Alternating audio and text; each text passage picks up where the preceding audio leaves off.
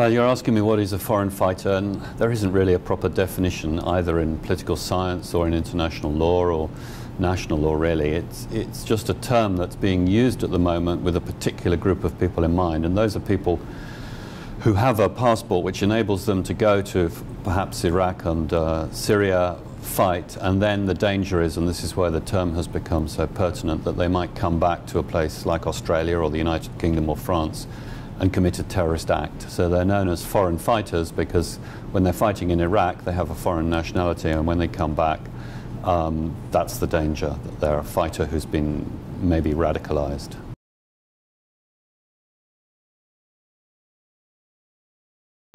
I think that the idea about cancelling the passport is to immediately stop somebody from travelling. So it may be to stop them from travelling overseas to Iraq or Syria, or it may be that they know that they're on their way back to a Western country, and by cancelling the passport they prevent them from getting on a plane and put them on a no-fly list until they can further investigate them.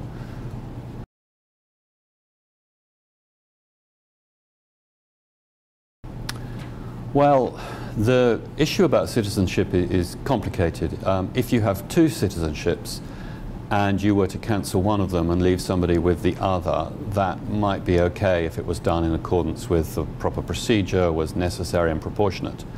Where the international law gets rather complex is if you have only one nationality and that is taken away from you, and that in effect renders you stateless.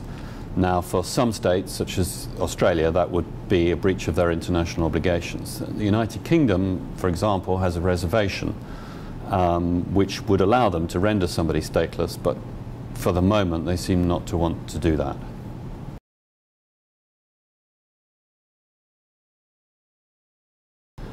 Yes, Australia can prosecute its own nationals for violations of Australian law, depending on the particular provision.